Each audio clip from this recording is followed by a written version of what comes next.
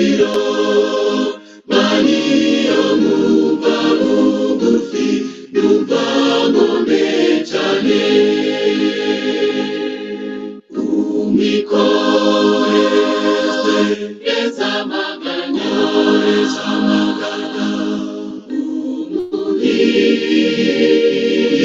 imitwaro yawe, mubibi udusha byose, kuko anezezwa no kukurinda. Wemera ko nkuririmba bazabyanjye byose, nkakwikoreza amaganya yanjye yose uwangana. Umwikoreze ezamaganya,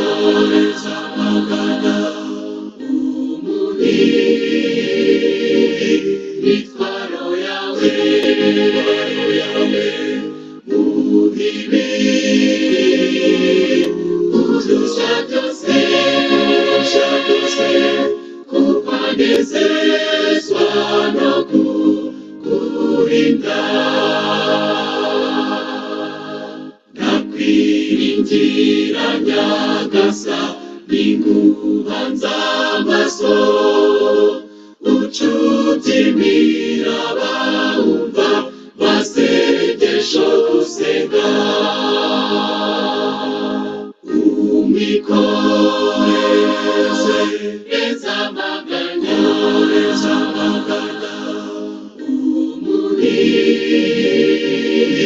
imitwaro yawe, mubibi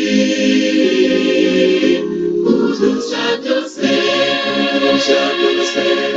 kuko anezezwa no kukurinda.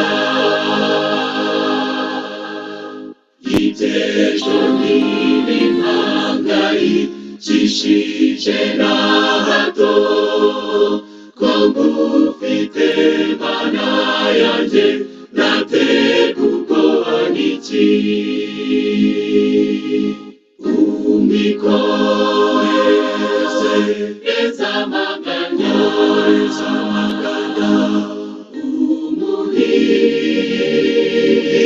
imitwaro yawe,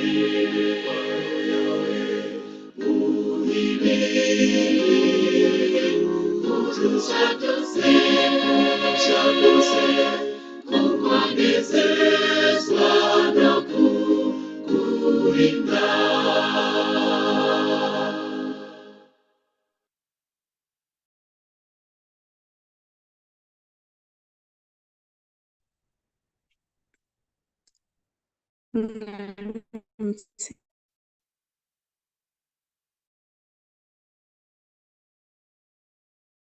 muri kunyumva, nimba muri kunyumva.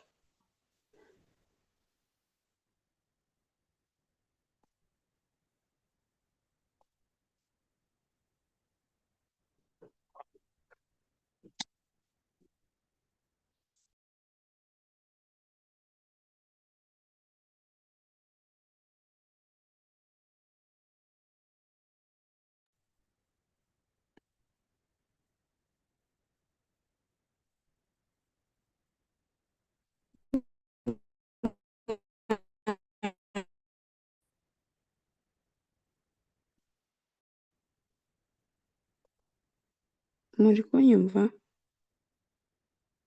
Niba muri kunyumva mwabingaragariza kugira ngo dutangire.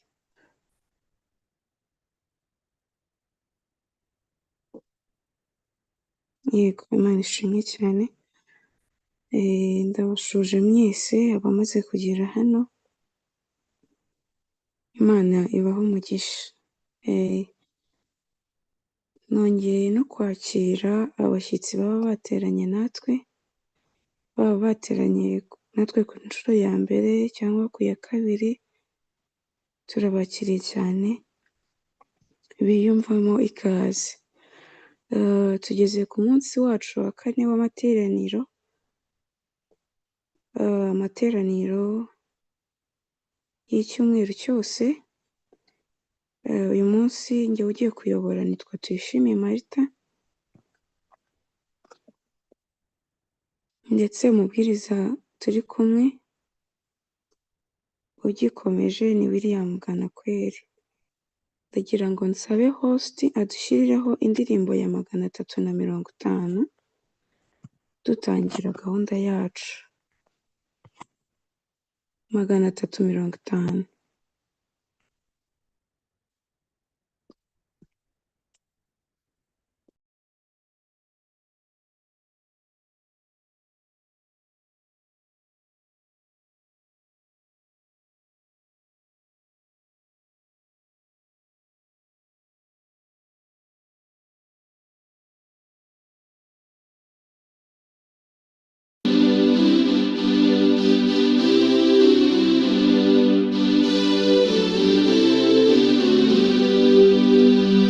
Mugenzi komera, Yesu ari hafi, twamutegereje kera, tugiye kwitahira iwacu heza, turirimbe ko dutsinze, twihangane twe kumuhemukaho, kandi wataduhemukiye,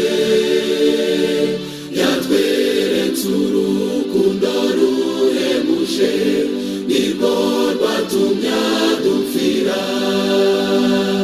Mugenzi komera, utegereze umudugudu w'izahabu, wateguriwe abakiranutsi, niho tuzaruhukira. Ihangane, ntabwo tuzaguma aha, mu buhanya no mu miruho, hari umwijima uzatamuruka, igitondo gitangaze. Mugenzi komera, dore araje, uwo muremyi wa byose, azanye n'abamarayika benshi, azanye n'ingororano. Ihangane ugeze igihe umukiza azakubwira aya magambo, ngo mugaragu mwiza ukiranuka, igire mu munezero. Mugenzi ujye uhora wihanganye, komeza kwizera kwawe, amarira yawe ahanagurwe, maze uzahabwe n'ikamba.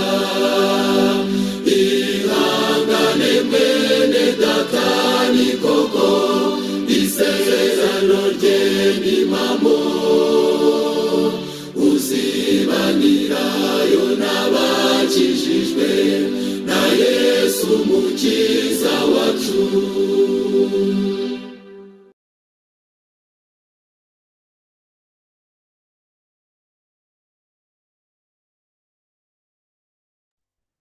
Reka buri wese aho aherereye twubahe Imana maze dusenge. Data wa twese uri mu ijuru, Imana idukunda ikatwitaho uko bukeye n'uko bwije, turagushimye kandi turaguhimbaje, izina ryawe nirihabwe icyubahiro. Tugushimiye ko wongeye kudukangurira muri iki gitondo, tudateranijwe n'ibindi byose, ahubwo duteranyijwe no kumva ijambo ryawe, no kumva icyo utubwira. Izina ryawe nirihabwe icyubahiro. Ndasabye ninginga ngo twe tumaze kugera aha, abari guteganya kuza, icyo ushaka ko twumva wanyujije mu mwigisha, ugiye kunyuza mu mwigisha, mu Imana tugereho, maze bitubere impamba n'urwego bizatugeza mu bwami bwawe. nongeye gusabira umwigisha Bwanakweli William ngo akoreshwe nawe, umwuzuze imbaraga yawe, Mwuka Wera mukoreshe kugira ngo ubutumwa wagennye ko uri buwunyuremo budufashe kandi atari twe gusa, nawe bumufashe bugire icyo buhindura ku mibereho ye, maze twese butwiteguza ingoma yawe ugiye kwimikwa. Nongeye gusaba n'ingingo ngo ugenge iri koranabuhanga, uduhe interineti nziza, maze twese tubashe kumva, maze aya materaniro nagera ku musozo turushe guhimbaza izina ryawe. Komeza ubane natwe, uduhire, abataragera hano nabo bateze umwete, ubushake bwawe burusheho kuganza, tubyakira ubuntu tubyingiye mu izina rya Yesu, amen.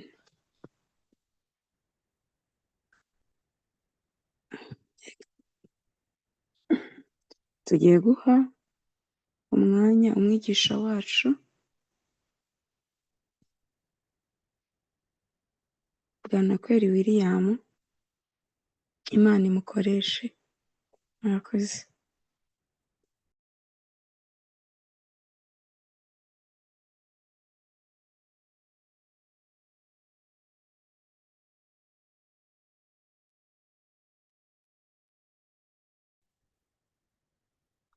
Reka nanone muri iki gitondo cyiza, igitondo cy'umugisha Imana idukanguriye kuza imbere yayo, nongere ngusuhuze mu izina rya Yesu, kandi dufatanye gushimira Imana cyane, tugiriye neza tukaba tugiye kongera gusangira ku magambo y'ubugingo. Rero nkundira gusuhuze nkwifuriza igitondo cyiza, Imana iguhe umugisha, wagize ubutwari urazinduka. Reka rero dusabe Imana cyane kugira ngo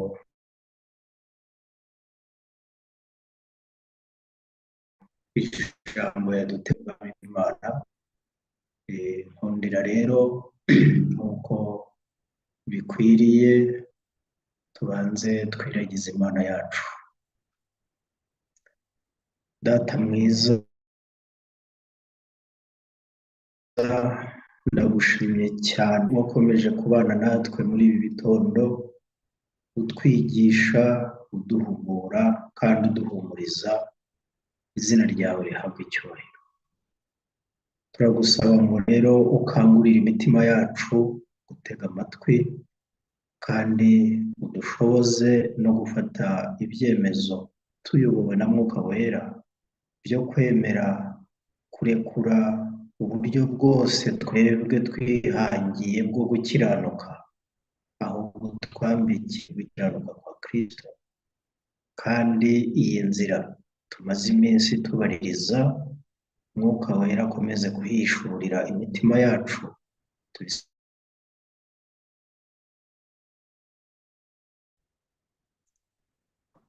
Rero nk'uko mumaze kumenyera insanganyamatsiko yacu, tubaririze inzira za kera.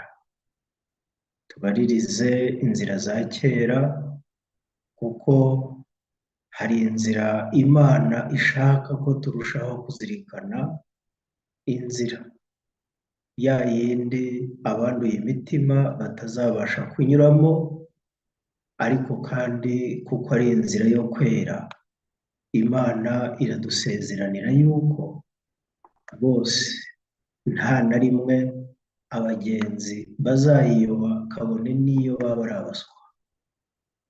Iyo bavuze abaswa muri iyi si, hari abantu batagira amahirwe yo kubona ubumenyi bwinshi buhagije ngo babwigire mu mashuri, babone uburere buhanitse mu miryango bavukamo, ariko ibyo ntibibujije yuko iyo bize ijambo ry'Imana, Bibiliya bakayigira inshuti yabo buri munsi, nta kabuza ijambo ry'Imana rirabakuza rikabageza ku rugero rukomeye cyane rwo kugira imico y'Imana ndetse bikabahesha no kugira ikinyabupfura, ubumuntu, imico mbonera.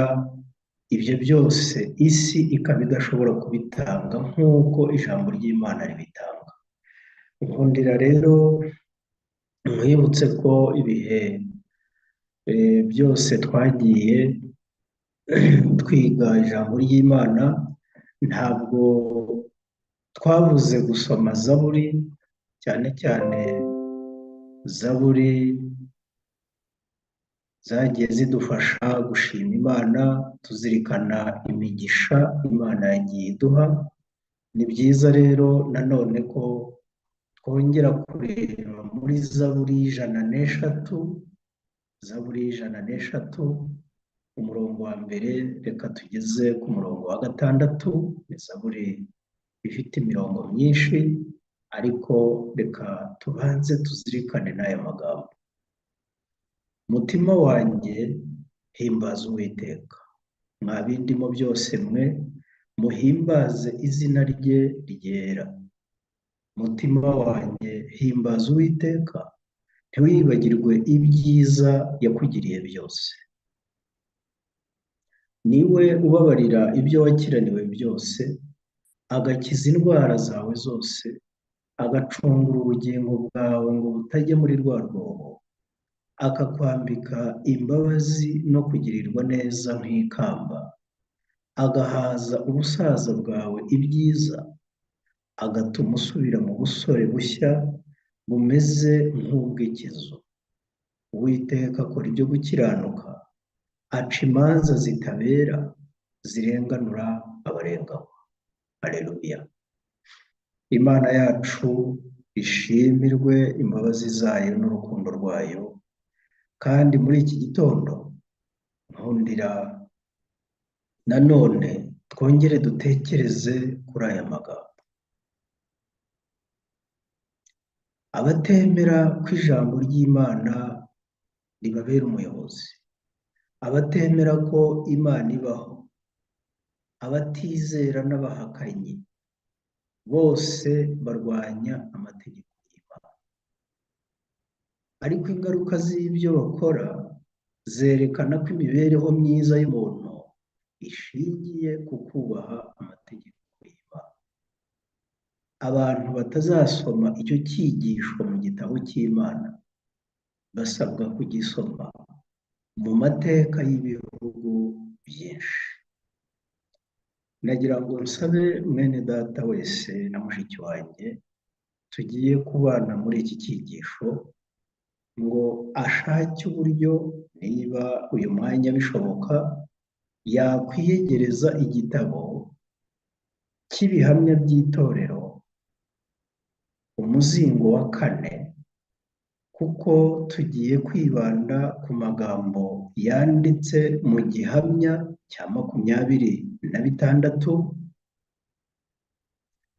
ari nayo shapitire ibanza y'icyo gitabo, ibihamya by'itorero, umuzingo wa 4. Ndagira ngo rero ugifite wese akiyegereze, kuko ni byiza ko tuzirikana amagambo yanditse muri icyo gihamya cya 26. Abantu bari ku isi bose bakwiye kugira icyo bigira ku mateka y'ibyashize. Aha turahabona ishusho y'umuntu ukuze witwaga James Salter. Uyu James Salter wahoze ari umupilote w'indege za gisirikare muri Leta Zunze Ubumwe za Amerika, akaba yarabaye n'umwanditsi. Hari igitabo nk'uko mubibona yanditse ku bazi ururimi rw'Igifaransa.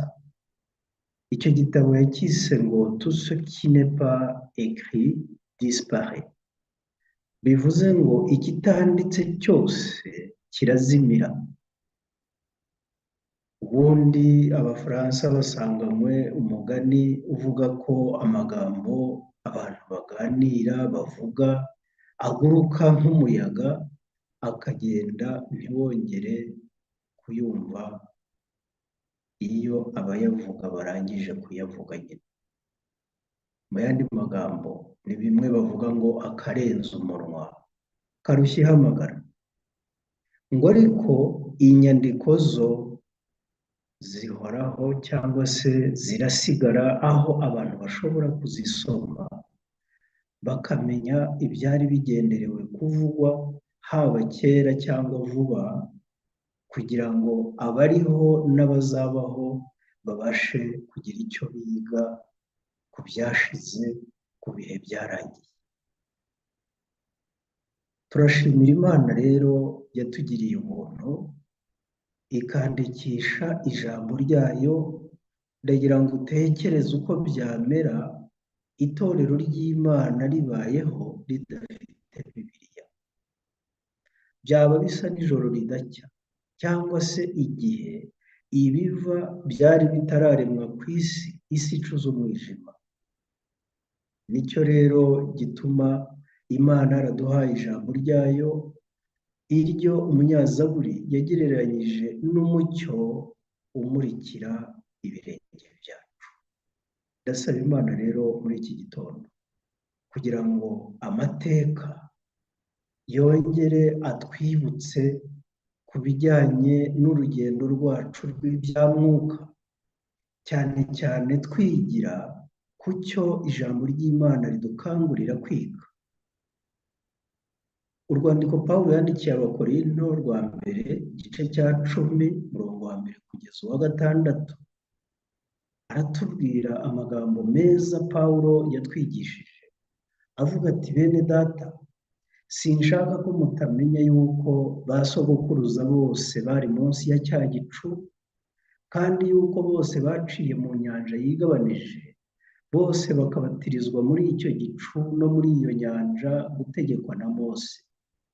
Bose bagasangira bya byo kurya by'umwuka na bya byo kurya na bya byo kunywa by'umwuka, kuko banywaga ku gitare cy'umwuka cyabakurikiraga, kandi icyo gitare cyari Kristo.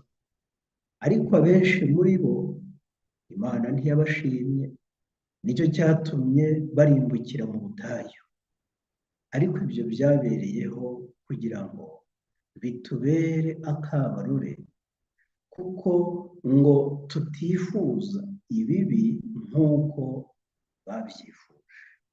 Aya mateka rero y'Abisiraheli ntabwo twari kuyamenya iyo atandikwa mu ijambo ry'Imana. Ntabwo ako kabarore dushobora kubigiraho twari kukabona iyo tutabisoma mu ijambo ry'Imana. Amateka rero ni ingenzi cyane. Rero nkundira tujye mu gitabo Imana yacu iturarikira kongera kuzirikana. Yamenyesheje Mose inzira ze, imirimo ye yayimenyesheje abana ba Isiraheli.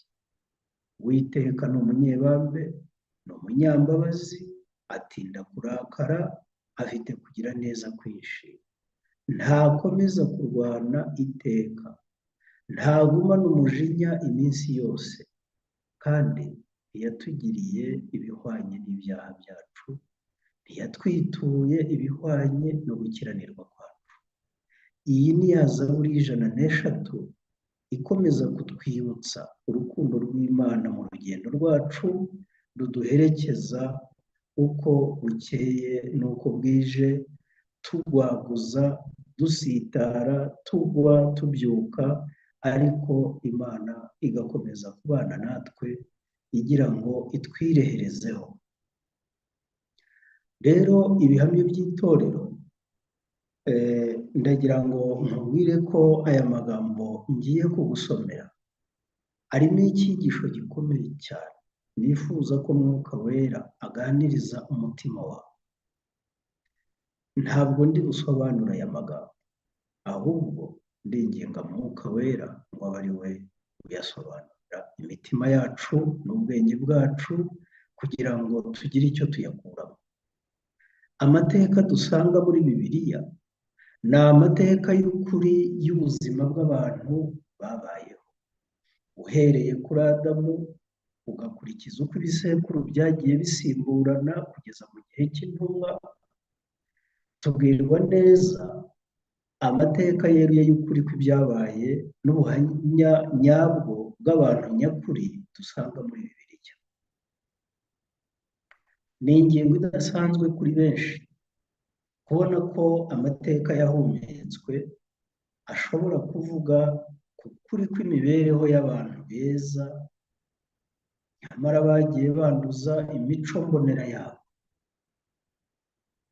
Abatizera buririra cyane kuri ibi byaha, bumva banyuzwe cyane, maze bagasuzugura ababikora.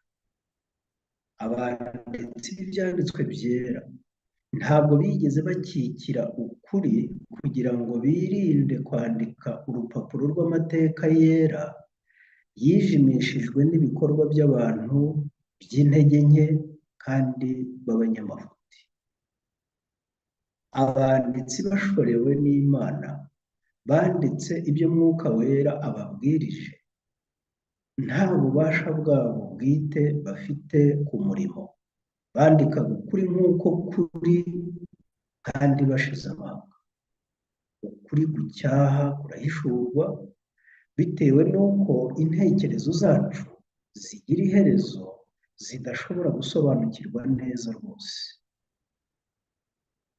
Kuba ukuri kutirengagizwa kandi ibyaha by'abantu bakomeye ntibikurweho ni kimwe mu bihamya byiza cyane by'ukuri kw'ibyanditswe byera.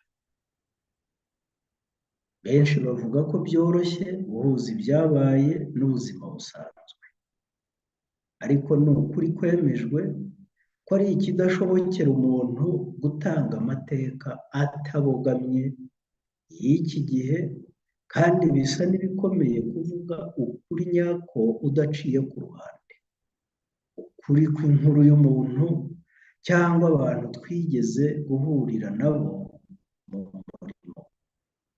Intekerezo z'umuntu zikunda kubogama cyane ku buryo bisa n'ibidashoboka kuvuga ku ngingo nta kubogama. Birashoboka ko amafuti y'umuntu wakwandikwaho yakwigaragaza cyane, cyangwa imico myiza ye ikarabagirana mu mucyo mwinshi, nuko umwanditsi agatwarwa n'amarangamutima amushyigikira cyangwa amwibasira. Uko umwanditsi w'amateka yaba yiyemeje kuvuga ukuri nyako kose, abasesenguzi bose bemera ko ari ikintu gikomeye cyane kubigenza atyo akiranutse.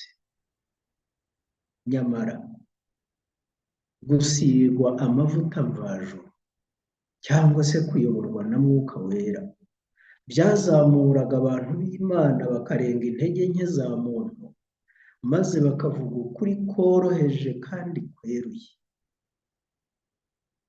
Ni amateka angana iki yanditswe ku bakristo batagira inenge, abo mu mibereho isanzwe yo mu ngo zabo no mu itorero barabagiranye nk'ingero zo gukiranuka kwera. Nta kizinga cyanduje ubwiza bwo kwera kwabo, kandi nta kosa ryabanditsweho kugira ngo ritwibutse ko bari ibumba risanzwe, ndetse ko nabo bageragereshejwe ibigeragezo bisanzwe abantu bahura nabyo. Ariko iyo amateka y'abo bantu aza kuba yaranditswe n'ikaramu y'Imana, mbega uburyo hari kubaho itandukaniro ry'ibyagaragajwe kuri bo. Hari kuba harahishuwe intege nke za muntu, guhangana na kamere yo kwikunda, kutihangana, ubwibone, ibyaha bihishwe nabyo, ndetse n'intambara ihoraho hagati y'umwuka n'umubiri. Ndetse n'ibinyamakuru byigenga ntibishobora guhishura ibyaha by'abanditsi babyo. Rimwe na rimwe intambara zo kurwanya ikibi zirandikwa, ariko akenshi ibyo bigakorwa igihe icyiza aricyo cyabonye intsinzi. aya magambo uyiteho cyane. Nyamara izo ntambara zandikwa zishobora kubamo inkuru zivuga ibikorwa bishimwa n'imihati ikomeye yabayeho. Ibi nabyo bigakorwa igihe umwanditsi aba agamije kubika inyandiko idakikira ukuri kw'iby'imibereho ye. Bisa n'ibitadushobokera kwerekana amafuti yacu kugira ngo inshuti zacu ziyagenzure. Ibi binyibutsa kenshi amadisikuru avugwa iyo umuntu yapfuye, abantu bamuherekeje bagiye kumushyingura, bavuga ibyiza byaranze uwo muntu. Ariko se ni ibyiza gusa? Ariko mu kinyabupfura rimwe na rimwe cyuzuye uburyarya, abantu baratwikira. Ariko siko Imana ibigenza, kandi ifite impamvu zayo zo kubikora ityo. Iyo Bibiliya yacu nziza iza kuba yaranditswe n'abantu batayobowe na Mwuka Wera, iba yaragaragaye mu buryo butandukanye cyane n'uko iri uyu munsi, kandi yari kuba isomo rica intege abantu bacumuye kandi bapfa, bahanganye na kamere y'intege nke z'umubiri n'ibigeragezo by'umwanzi w'indyarya. Nyamara nk'uko biri, dufite ibyanditswe by'ukuri by'ubuhamya bw'iyobokamana by'abantu bazwi muri Bibiliya. Abagabo Imana yagiriye ubuntu kandi ikabatoranyiriza inshingano zikomeye, rimwe na rimwe bagiye batsindwa n'ibigeragezo bagakora ibyaha, nk'uko natwe uyu munsi turwana, ducika intege, ndetse akenshi tukagwa mu makosa. Nyamara ibyo biha imitima yacu ibura ibyiringiro, imbaraga zo kumenya ko binyuze mu buntu bw'Imana yabona imbaraga ikomeye yo kongera kubyuka ikava mu kibi. Kandi iyo tubyibutse, tuba twiteguye kongera kurwana ubwacu. Dukomeje muri iki gitabo, ibihamya by'itorero, volume ya 4 ku ipaji ya 6, ukomeza ku ipaji ya 7, haratubwira ngo ukwivovotera Imana no kutayumvira kwa Isiraheli ya kera, ndetse n'ibitangaza bikomeye bakorewe, ndetse n'igihano Imana yahanishije gusenga ibigirwamana no kudashima kwabo, byandikiwe kutubera akabarore. Urugero rwa Isiraheli ya kera rwatanzwe nk'umuburo ku bwoko bw'Imana kugira ngo bwirinde kutizera kandi buhunge umujinya wayo. Tekereza rero iyo ibicumuro by'Abayuda bikurwa mu byanditswe byera, tukabwirwa ibyo gukiranuka kwabo gusa, amateka yabo yari kunanirwa kutwigisha isomo atwigisha uyu munsi, atwigisha ubu. Bityo rero abatizera Imana n'abakunda ibyaha bashyigikira ibyaha byabo binyuze mu kurondora ubugome bw'abantu Imana yahaye ububasha mu bihe bya kera. Bajya impaka bavuga ko niba abantu bera b'Imana baratsinzwe n'ikigeragezo kandi bagakora ibyaha, atari igitangaza kuba nabo bakora ibyaha, maze bakumvikanisha ko atari babi cyane kuko bifashisha ingero nk'izo z'ikimenya bose z'ibicumuro ziri imbere yabo.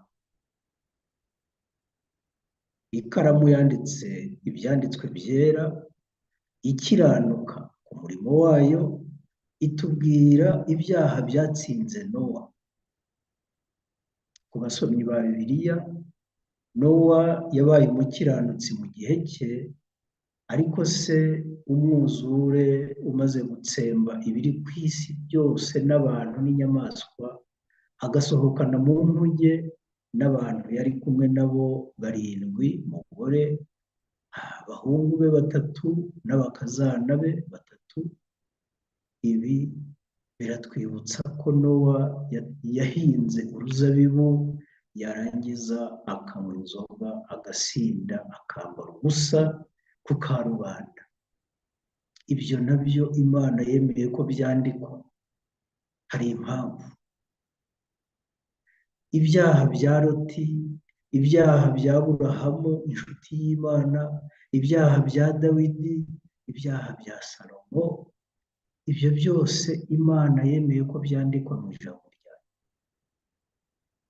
Kandi Imana ikatubwira n'umwuka ukomeye wa Eliya, ariko amaze kugeragezwa mu gihe yari ahanganye n'ikigeragezo giteye ubwoba, nawe yacitse intege. Kutumvira kwa Yona umuhanuzi wanze kujya i Niniwe no gusenga ibigirwamana kw'Abisiraheli byandikanywe ubwitonzi. Ibyanditswe byongeye kutwibutsa kwihakana Yesu kwa Petero, amakimbirane akomeye hagati ya Pawulo na Barinaba, gutsindwa ndetse n'inenge by'abahanuzi. Aha ngaha twakwibuka umuhanuzi Balamu n'abandi, ndetse n'intege nke zakomeje kugaragara mu ntumwa za Yesu. Ibyo byose bihishurwa nk'ibyambaye ubusa na Mwuka Wera urondora imitima y'abantu. Aho niho tubonera iby'imibereho y'abizera hamwe n'amafuti n'ubupfapfa byabo bigendereye kubera icyigisho ababayeho bose bo mu bihe byagiye bikurikirana, noneho kugira ngo natwe bitubere akabarore. Iyo batagira imico y'abantu, bari kuba barenze kuba abantu, bityo imico yacu y'icyaha ikagira ubwihebe bwo kugera ku rugero bakongera ku rugero rwatuma natwe twongera kubyuka tugatsinda kubw'ubuntu bw'Imana. Aha rero iyo tubonye aho bagiye barwana bakagwa, imbaraga bagiye batakaza, nyamara twebwe ibyo bitwongeramo imbaraga mu nkomyi ziduca intege mu rugendo rwacu, kuko tumenya uko baguye ariko bakongera bakabyuka. Natwe aya mateka atubere akabarore. Imana ntiyigeze ireka guhana ibyaha. Imana yohereje abahanuzi bayo kugira ngo baburire abanyabyaha, bacyahe ibyaha byabo, ndetse banabacire urubanza. Ndacyasoma iki gitabo Ibihamya by'Itorero volume ya 4 ku ipaji ya 8. Imana ntiyigeze ireka guhana ibyaha. Imana yohereje abahanuzi bayo kugira ngo baburire abanyabyaha, bacyahe ibyaha byabo, ndetse banabacire urubanza. Abantu bibaza impamvu ijambo ry'Imana rihishura ibyaha by'ubwoko bwayo mu buryo bwumvikana, bikaba impamvu ku bakobanyi yo kubannyega ndetse n'urucantege kubera bayo. Bakwiriye rero kumva ko ibyo byandikiwe kugira ngo bibahugure, bityo birinde ibibi byagaragajwe, maze bakurikize gukiranuka kwaranze abakoreye Uwiteka. Natwe abariho muri iki gihe dukeneye cyane izo nyigisho ziri muri Bibiliya, kuko ihishurwa ry'icyaha ryerekanwe hamwe n'ingaruka zikurikiraho. Aha rero tugarutse kuri ya ngingo twatangiriyeho, aho agahinda gaterwa n'ibyaha katurehereza ku kwihana, ndetse n'umuniho by'umutima urwaye indwara y'icyaha. Bitwigisha ko uhereye kera ukageza none umuntu akeneye ubuntu bw'Imana bubabarira umunyabyaha. Bitwigisha kandi ko nubwo Imana ihana umugome, igirira impuhwe abanyabyaha kandi ikatubabarira iyo twihannye. Imana yacu ihabwa icyubahiro. Mu burinzi bwayo bukomeye, Imana yasanze ari ngombwa kwigisha no kuburira ubwoko bwayo mu buryo butandukanye, binyuze mu mabwiriza atanzwe imbonankubone, binyuze mu nzandiko zera no mu mwuka w'ubuhanuzi. Imana yabahishuriye ubushake bwayo. Umurimo wanjye wabaye uwo kwerura ukuri kw'ibyaha n'amafuti by'ubwoko bw'Imana. Uyu ni Ellen G. White, nawe nk'umukozi w'Imana wagiye werekwa ibintu bikomeye, yageze n'aho yerekwa n'ibyaha bikorwa n'abantu ku giti cyabo akabacyaha, kuko Imana yabaga yabimutegetse. Kuba ibyaha bya bamwe byarashyizwe ku mugaragaro ntibisobanuye ko ari babi cyane mu maso y'Uwiteka kurusha abafite ibyaha bihishwe bitagaragajwe. Neretswe ko bitari ibyanjye guhitamo umurimo wanjye, ahubwo nari nkwiriye kumvira ubushake bw'Imana nicishije bugufi. Amafuti n'ibibi byagaragajwe mu mibereho y'abavuga ko ari abakristo byandikiwe kugira ngo bihugure abashobora kugwa mu bishuko nk'ibi. Ibyo umuntu yanyuzemo ni umucyo uri ahirengeye kugira ngo uburire abandi birinde intaza z'akaga. Uko niko imitego ya Satani n'ubucakura bwe bihishurwa, abantu bakagaragarizwa akamaro ko kugira imibereho ya gikristo n'uko babigeraho. Bityo rero Imana yerekana ibikenewe kugira ngo abantu babone imigisha yayo. Hari abantu bamwe bahitamo inzira yo kwigomeka iyo ibyaha byabo bidasanzwe bicyashywe. Ese wowe bigenda bite iyo hari utunze urutoki icyaha cyawe, intege nke zawe, bigenda bite? Umwuka ubaranga ni uyu: mujye mutubwiriza ibyoroheje. Oya, ntabwo ariko ijambo ry'Imana rizabigenza, ahubwo rizasohoza icyo yaritumye. Ariko umwuka w'ubuhanuzi avuga ukuri gusa. Ibyaha biriyongera, maze urukundo rwa benshi mu bantu bavuga ko ari abayoboke ba Kristo rugakonja. Ni impumyi ku bubi bw'imitima yabo, kandi ntibashobora no kumenya intege nke zabo ngo bumve ko bakeneye umufasha. Imana mu mbabazi zayo ikuraho igishura, maze ikabereka ko hari ijisho riri inyuma y'ibyo babona rirondora ibyaha byabo bihishwe ndetse n'impamvu z'ibikorwa byabo. Muvandimwe, mbega ukuntu bitangaje kubona ko hari abantu benshi bubakira ibyiringiro byabo by'ijuru ku mfatiro zijegajega. Njya mbona uburyo mu itorero habaho za gahunda zo gushimira abantu ibikorwa bakoze, hatanze 1/10 bati muhaguruke tubasengere, ubwo bagahaguruka abandi bagasigara bicaye. Harya ubwo uhagaze yiyumva ate? Uwicaye yiyumva ate? Noneho rimwe na rimwe bigasiga ishusho mu bwenge yo kwibwira ko Imana itwemera bitewe n'imirimo yacu myiza. Uramenye, witonde. Abo bantu bagasa nk'abahinyura, maze ukuri kw'ijambo ry'Imana bakaguhindura ubusa. Ndetse na Satani n'ubumenyi yari afite ku mategeko y'ijuru, ntabwo yari gutinyuka kuvuga amagambo bamwe mu bavugabutumwa banga amategeko bavugira ku ruhimbi. Nyamara kandi yishimira cyane gutuka Imana ku bwabo. Aha ngaha ni Satani uvugwa, ufite ubumenyi bwinshi ku by'amategeko y'Imana, utahangara kuvuga amagambo bamwe mu bavugabutumwa banga amategeko bavugira ku ruhimbi. ariko iyo yumvise bayavuga Satani arishima kuko Imana itutswe.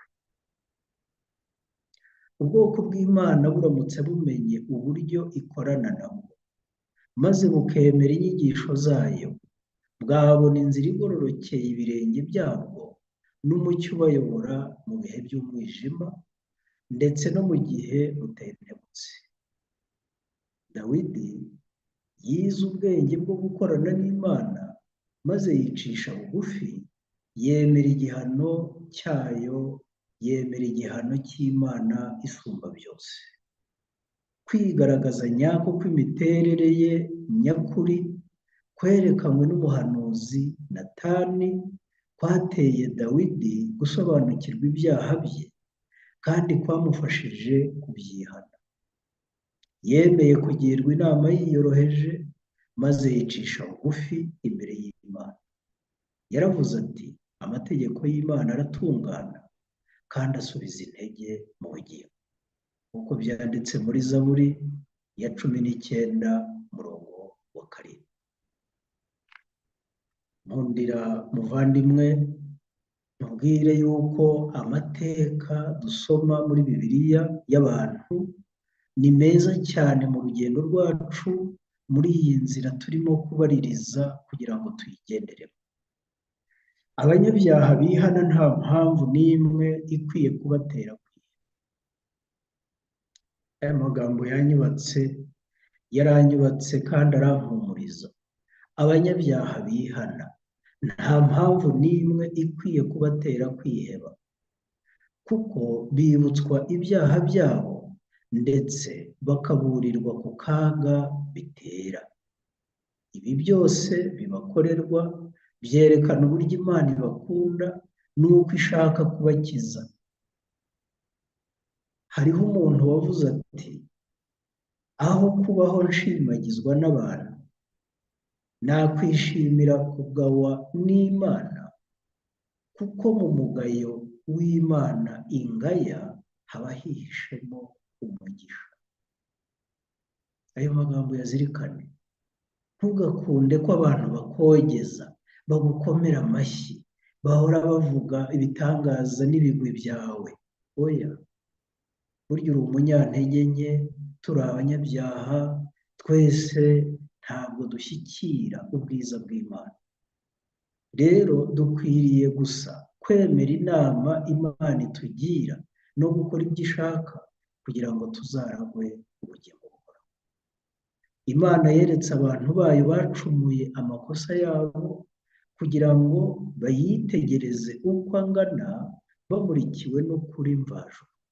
Ni ahabo rero gufata icyemezo cyo gucika kuri ayo mafuti by'iteka ryose. Uyu munsi Imana iracyafite ubushobozi bwo gukiza abantu ibyaha nk'uko byahoze kera mu gihe cy'abakurambere, mu gihe cya Dawidi, mu gihe cy'abahanuzi ndetse no mu gihe cy'intumwa. Inkuru nyinshi zanditswe mu mateka yera zigaragaza uburyo Imana yagiye ibatura abantu mu bubata bw'ibyaha. Izo nkuru zose zagombye gutuma abakristo bo muri iki gihe bakira inyigisho mvajuru kandi bakagira umwete wo kugira imico itunganye izatuma banesha mu isuzuma rikomeye ry'urubanza. Ntabwo iki gitabo twagisoma cyose, ariko ibi bihamya by'itorero, umuzingo wa 4 ku ipaji ya 11 iratubwira ngo amateka ya Bibiliya yuzuza umutima wihebye ibyiringiro by'imbabazi z'Imana. Ntidukwiriye kwiheba mu gihe tubona abandi bantu bahanganye n'ibibaca intege nk'ibyo natwe tunyuramo, ndetse bakagwa mu bigeragezo nk'ibyo twaguyemo, nyamara bagasubira mu birindiro byabo kandi bagahabwa umugisha n'Imana. Aha wibuke Petero, uburyo yakozwe n'isoni inkoko imaze kubika, yibuka icyaha cye cyo kwihakana umwami we, ariko yarihannye kandi yarababariwe. Nubwo abakurambere n'intumwa bagize intege nke za muntu, kubwo kwizera babaye abashima, barwanya intambara zabo mu mbaraga z'Uwiteka, nuko batsinda bihebuje. Kubw'ibyo rero natwe dukwiriye kwizera gukiranuka kw'igitambo cy'impongano cya Yesu Kristo, kandi tukaba abanesha mu izina rya Yesu. Umuntu ni umuntu, uhereye mu isi yo mu gihe cya Adamu ukageza mu gisekuru cy'iki gihe, kandi n'urukundo rw'Imana mu bihe byose ni ntagereranywa. Ndasaba Imana cyane kugira ngo we kwiheba mu rugendo rwawe, ugenda ugwaguza, ariko Yesu ni inzira, ni ukuri, n'ubugingo. Kandi yarivugiye ati, ntawe ujya kwa data ntamujyanye. Imana yatwijeje ko ari iduhetse kandi ko izakomeza kuduheka. Reka rero tuyizere, reka tuyiringire. Umuntu ubayeho yiga ijambo ry'Imana, asoma ijambo ry'Imana, ndakurarika noneho ngo duhindure igitabo, turebe mu gitabo cy'uburezi ku ipaje y'129 hard copy, cyangwa se igitabo gifatika, ntabwo ari soft. Nagira ngo nkubwire amahirwe dufite atangaje yo kwiga ayo mateka nk'uko byanditswe muri iyi paragarafe tugiye gusoma hano. Umuntu wese uko yaba ari kose n'aho yaba ari hose mu buzima, abishatse ashobora kunezezwa no kuba afite inshuti imunezeza igihe afite ijambo ry'Imana mu ntoki ze. Mu mpapuro za Bibiliya ashobora kuganiriramo n'abantu bakomeye b'ibirangirire, kandi ashobora no kumva ijwi ry'Uwiteka igihe avugana n'abantu. Ibi binyibukije Yohani Bunyana, uyu wahoze afungiye muri gereza, kandi yabayeho mu gihe cy'ubugorozi, ubwo abavugaga ukuri kw'ijambo ry'Imana batotezwaga ndetse bagashyirwa no mu mazu y'imbohe. Yohani Bunyana ubwo yigaga ijambo ry'Imana ryaramucengeye, yandika igitabo cy'umugenzi ayobowe na Mwuka Wera. Buriya bwenge bw'Imana Imana yamuhaye akandika igitabo gitangaje ni impamvu z'uko yaganiriye n'abantu b'ibirangirire bari bafite kwizera, abaganiriza atari kumwe nabo, baganira nk'abari kumwe, yiga ijambo ry'Imana. Igihe rero ushishikariye kwiga Bibiliya no gutekereza ku bintu abamarayika bagirira amatsiko bashaka kubirunguruka, nawe ushobora kugumana n'abo bantu ndetse n'Imana muri iki gihe, igihe wiga Bibiliya. Umuntu wiga Bibiliya atyo ashobora gukurikira intambwe z'umwigisha wo mu ijuru, maze akiyumvira amagambo ye nk'uko yayavuze ubwo yigishirizaga mu mpinga y'umusozi, mu bibaya no ku nyanja. Nawe wize Bibiliya neza ushobora kuba kuri iyi si uri mu mwuka wo mu ijuru, kandi abantu bari ku isi bageragezwa n'abababaye, Imana ishobora kubagezaho amagambo y'ibyiringiro ndetse no kwifuza ubutungane. Kandi we ubwe arushaho gusabana n'Imana itaboneshwa amaso, ndavuga umwigishwa wa Bibiliya. Kimwe na wa muntu wa kera uvugwa ni Enoki wagendanye n'Imana, nawe uzagendana nayo urushaho kwegera amarembo y'isi izahoraho, kugeza ubwo amarembo y'ijuru azakinguka, maze natwe tukaryinjiramo, kuko twabanye n'Imana tukagendana nayo muri ya nzira Imana idusaba kubaririza. Nuhagera uzisanga utari umushyitsi. Amajwi azaramutsa uwo mugenzi wazerereye igihe kirekire kure y'iwabo ni amajwi y'abera, ya yandi yavuganaga nayo akiri ku isi ariko atayabona. Ni ya majwi yigaga gutandukanya no gukunda akiri ku isi. Umuntu wabayeho asabana n'ijuru binyuze mu ijambo ry'Imana, nagera mu ijuru azabona yisanze nk'ugeze iwawe. Imana idushoboze kugenda muri iyi nzira, twibuka uburyo Yakobo yaturarikiye twese kongera kuzirikana ikintu cyitwa amateka y'abantu b'Imana, nk'uko tubisoma mu gice cya 5 umurongo wa 10 n'uwa 11. Yakobo intumwa ya Yesu yaranditse ati: abahanuzi bahanuye mu izina ry'Umwami Imana, mubakureho icyitegererezo cyo kurenganywa no kwihangana.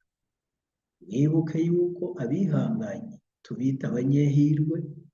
Mwumvise ibyo kwihangana kwa Yobu, kandi muzi ibyo Umwami Imana yaherutse kumugirira, kuko ifite imbabazi nyinshi n'impuhwe. Imana idushoboze kwigira ku batubanjirije. Kandi nanone umwanditsi w'urwandiko rw'Abaheburayo igice cya 10 umurongo wa 32 kugeza uwa 39, ndagira ngo wibuke nanjye nibuke iminsi ya kera,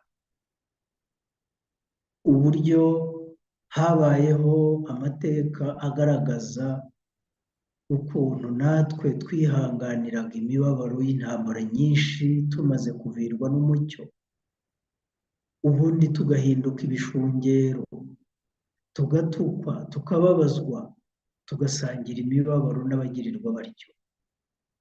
Umwanditsi aravuga ati: kuko mwababaranaga n'imbohe, mukemera munezerewe kunyagwa ibintu byanyu, mumenye yuko mufite ibindi mwabikiwe birusha ibyo kuba byiza bizahoraho. Nuko rero ntimute ubushizi bw'ubwoba bwanyu, mufite ingororano ikomeye, kuko mukwiriye kwihangana, kugira ngo nimumara gukora ibyo Imana ishaka, muzahabwe ibyasezeranywe. Haracyasigaye igihe kigufi cyane, kandi uzaza ntazatinda. Ariko umukiranutsi wanjye azabeshwaho no kwizera. Nyamara nasubira inyuma, umutima wanjye ntuzamwishimira. Ariko twebweho ntidufite gusubira inyuma. Haleluya! Ntabwo dufite impamvu yadutera gusubira inyuma, ahubwo dufite kwizera kugira ngo tuzakize ubugingo bwacu. Imana y'amahoro niyo yongera kuturarika ngo turwane intambara nziza. Ndagusabira muvandimwe, mwene data, ngo Imana y'amahoro ikweze rwose, itweze rwose, njyewe nawe ubwacu, mu mwuka, mu bugingo, mu mubiri. Imana iturinde tutazabaho umugayo ubwo Umwami wacu Yesu Kristo azaza. Iduhamagara niyo kwizerwa no kubikora izabikora. Nagira ngo muvandimwe nkubwire impamvu yatumye iki gitabo cy'ibihamya by'itorero umuzingo wa 4 kitwibutsa amateka ya bene data na bashiki bacu bagiye bagwaguza. Nkubwire impamvu Mwuka yampatiye akaremereza ayo magambo mu mutima wanjye. Nuko kenshi nk'abanyabyaha muri kamere yacu y'ubunyacyaha dukunda gucika intege, tubitewe no kwisanga twasubiye mu byo twari twararetse. Ariko niba hatarimo kwihandagaza ngo dukore ibyaha nkana twihandagaje, ahubwo tukaba turwana dusaba Imana kunesha, rwose ijambo ry'Imana niriba itabaza rikumurikira, humura uzanesha. Imana izagushoboza gutsinda. impamvu mvuze ngo keretse niba harimo kwihandagaza no gutinyuka gukora ibyaha nkana witwaje imbabazi z'Imana, ibyo byo nubikora Imana izakureka uhinduke akahebwe, uhinduke umuntu w'ikirimarima, kuko nta mwuka wera uzagukorana nawe. Ujye wibuka ibyabaye kuri Salomo watangiye ubuzima bwe abwirwa amateka ya se na nyina, uburyo babanye mu buryo buteye isoni. Aha ndavuga Betisheba, wa wundi wahoze ari umugore wa Uriya, Salomo akamunyaga umugabo we. Ibyo byose kandi akabikora amaze no kumwica, ndavuga amaze kwica Uriya. Ayo mateka ntabwo Salomo yari kubura kuyamenya amaze kugimbuka, amaze kuba umuntu uciye akenge.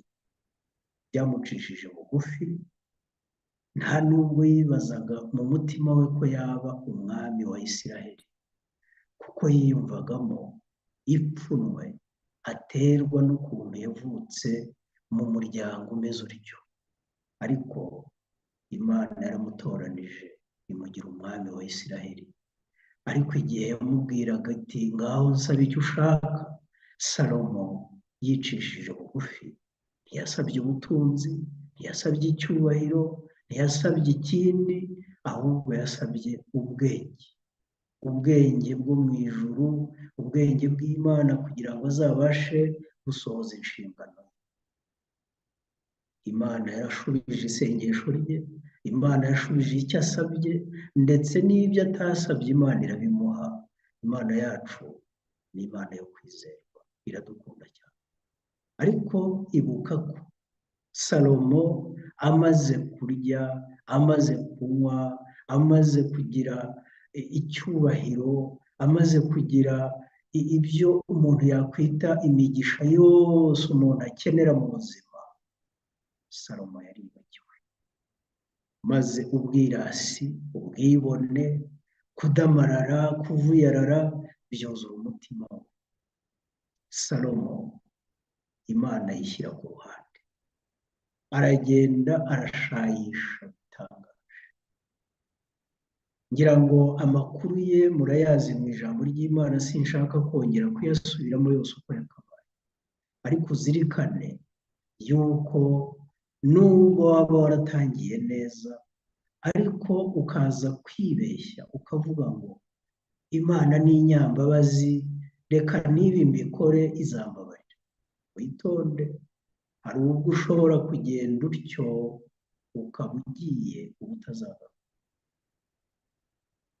Salomo nk'umuntu uguwe neza, nk'umuntu ufite igikombe cyuzuye gisendereye atwaye mu rugendo rwe, ntabwo yari agishobora kureba iyo ajya, ahubwo amaso yahanze icyo gikombe ngo ibirimo bidacubangana. Itonde muvandimwe, nanjye nitonde. Ibyo byagejeje Salomo aho atwarwa n'ubusambanyi nk'uko bwamaze gutwara imitima myinshi y'abantu muri iki gihe cy'imperuka, maze aba imbata y'ubusambanyi. Mureba ashaka abagore 700. Iyo bavuze abagore 700, ni ukuvuga ngo yagiye gusaba, arakwa, akora ubukwe. Abonye arushye aravuga ati iby'ubukwe birandambiye, reka nongereho inshoreke 300. Icyo kintu ukibazeho. Kandi aba bagore n'izi nshoreke bageze ku 1000, benshi muri bo bari abagore b'abapagani basenga ibigirwamana. Byageze ubwo bamusaba kujya abubakira ibicaniro by'ibigirwamana byabo, ndetse akabaha n'ibitambo byo gutambira ibyo bigirwamana. Kandi muri ibyo bitambo habagamo n'abana b'impinja b'abantu. Umwanditsi wanditse ibyo yaravuze ati Salomo watangiye igihe cy'ubuyobozi bwe arokora abana bagasubizwa ba nyina.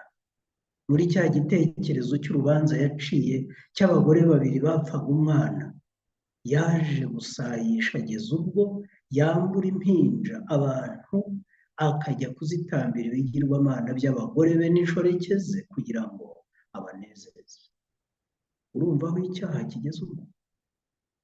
Rero mu kugubwa neza, ndabizi abantu batwawe cyane no kumva bifuza kubaho neza no kugubwa neza no kugera ku nzego zo hejuru cyane mu bushorishori, ariko muvandimwe ibuka ko uko wurira igiti cyane ukagera mu bushorishori bwacyo, wirinde niko no guhanuka kuzaba kuri cyane.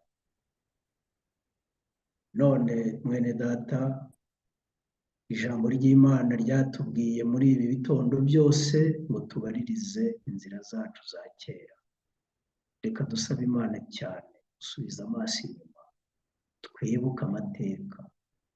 Wa mwanditsi twahoze tuvuga, ntabwo ibitabo yanditse ari ibitabo by'umwuka, oya rwose, ariko iriya nteruro yavuze akavuga ati ikitanditse cyose kirazimira. Reka dushimire Imana ko yandikishije aya mateka y'abatubanjirije mu rugendo rwo kwizera, kugira ngo aho baguye twe kuhagwa. Ndasoza nkubwira kuzasoma igice cyitwa Patimosi mu gitabo cy'ibyakozwe n'intumwa cy'umwuka w'ubuhanuzi, aho tubwirwa amateka ya Yohana, wa wundi intumwa ya Yesu woherewe ku kirwa, ariko mu buzima bugoye buruhije, aho yahandikiye igitabo cyiza cyane cy'ibyahishuwe, kandi uyu munsi nicyo kirimo kutumurikira inzira tunyuramo kugira ngo tudasitara. Ariko umwanditsi w'icyo gice cya Patimosi mu gitabo cy'ibyakozwe n'intumwa cy'umwuka w'ubuhanuzi yaravuze ati, hari igihe mu itorero haba harimo abasaza n'abandi bantu bageze mu zabukuru, nyabuneka ntimukabigizeyo, ahubwo mubahindura abajyanama, kuko igihe bashobora kuba bararanzwe n'amafuti mu buzima bwabo, ntawe bagira inama yo kugwa aho baguye, ahubwo bazagira inama abana n'abasore n'urubyiruko n'ibikwerere, bababwire bati hariya hantu ni habi, muhirinde mutazahagwa. Reka aya mateka yera yo mu ijambo ry'Imana atubere itabaza mu rugendo rwacu. Imana y'amahoro itweze rwose, twebwe ubwacu n'umwuka wacu n'ubugingo n'umubiri, byose birindwe ntibizabeho umugayo ubwo umwami wacu Yesu Kristo azaza. Yibahamagara niyo kwizerwa, no kubikora izabikora.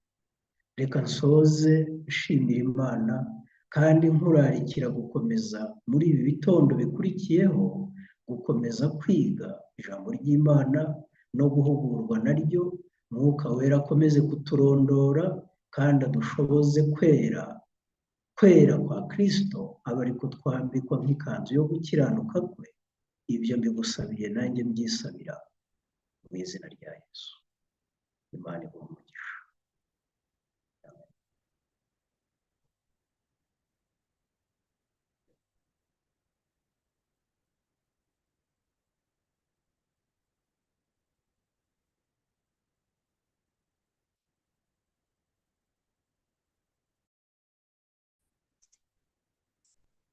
Umwigisha wacu arakoze.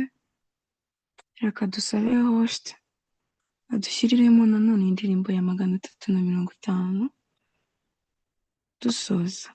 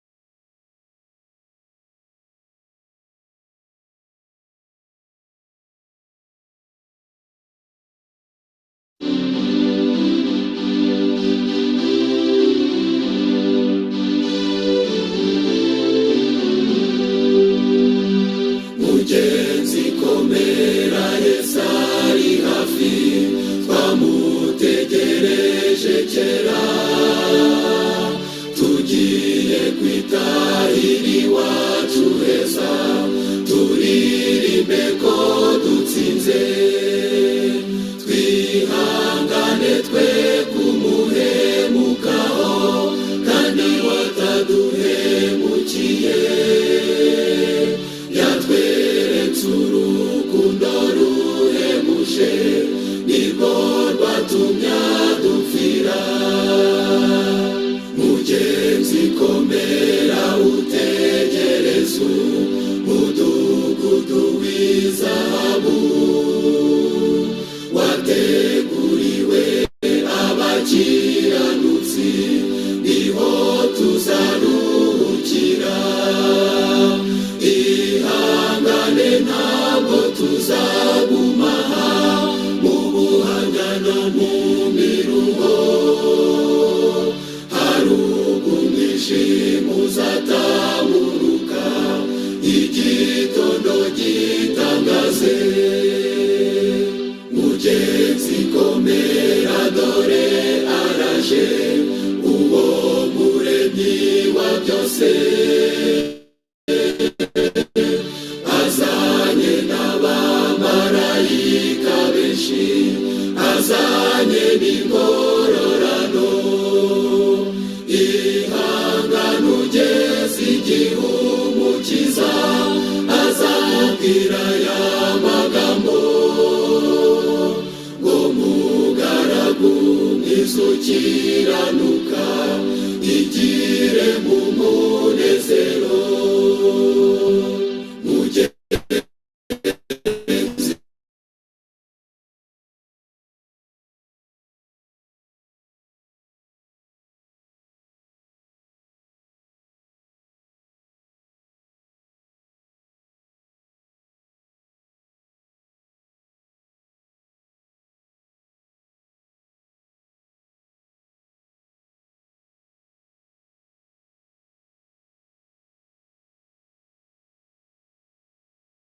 Ujye uhora wihanganye, komeza kwizera kwawe.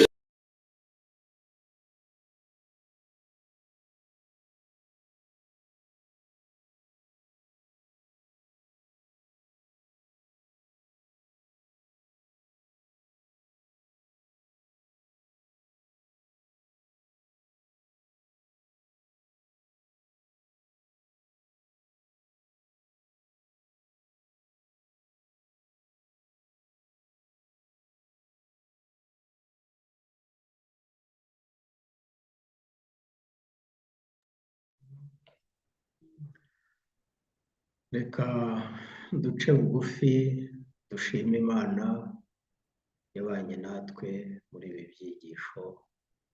Reka dusenge. Data wa twese, Mana idukunda cyane, tugushimiye yuko uri Imana itarondoreka.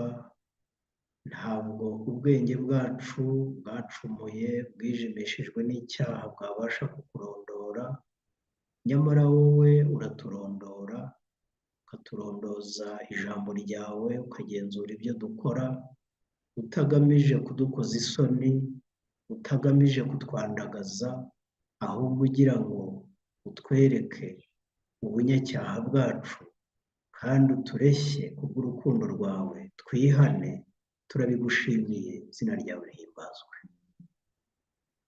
Ntabwo wishimira gukoza isoni umunyabyaha, ahubwo icyo umurarikira ni ukwihana. Iyo niyo nzira waturarikiye kongera gusubiramo. Nyagasani, udushoboze kunyura muri iyo nzira turi kumwe na Yesu, we nzira n'ukuri n'ubugingo. Ngushimiye mwene data na mushiki wanjye wese wakurikiye ibi byigisho, n'uzabikurikira nyuma, ndagusaba ngo Mwuka Wera azamuyobore muri iyi nzira. Kandi Nyagasani, nubwo igicuku kinishye, nubwo isi icuze umwijima, hari ibyiringiro ko hirya y'igicuku hari umuseke, kandi vuba uwo museke ugiye gutambika. Turagusaba cyane ubwo Yesu ari hafi akaba ageze ku rugi, uduhe kumwitegura tumaramaje, tubisabye Imana twizeye mu izina rya Yesu, amen. Amen.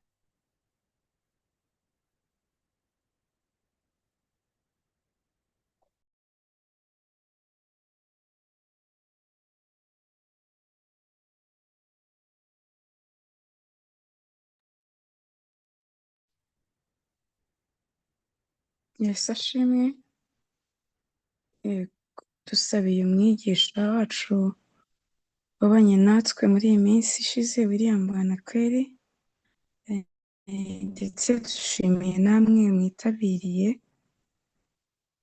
tubararikira no gukomeza kwitabira mu minsi isigaye kuko amateraniro azasoza kuri iyi Sabato. Imana izababashishe kugira ngo muzaboneke, mukomeze kugira umunsi mwiza, Imana ibahe umugisha. Murakoze.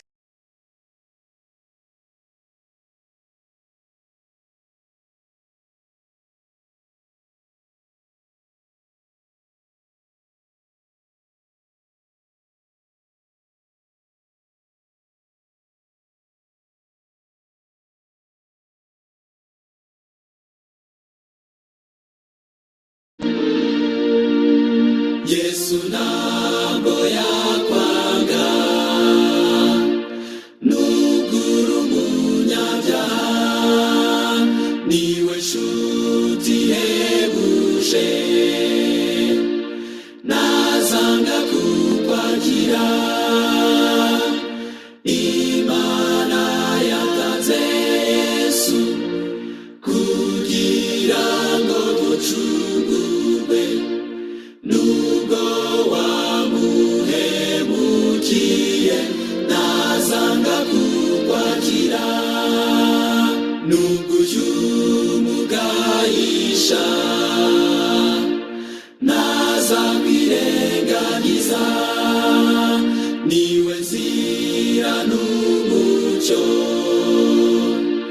ntazanga kukwakira.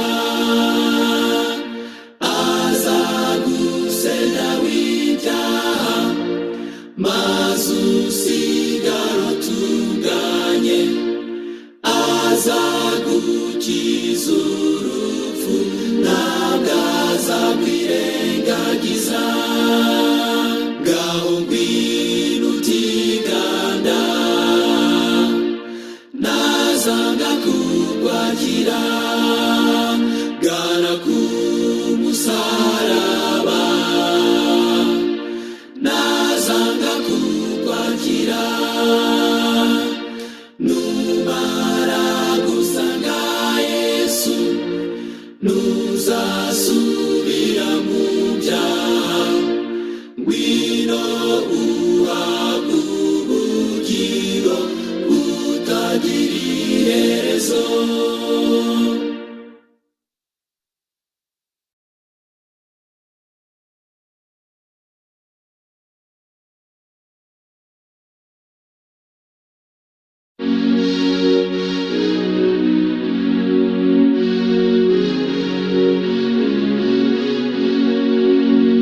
Yesu umucunguzi wanjye,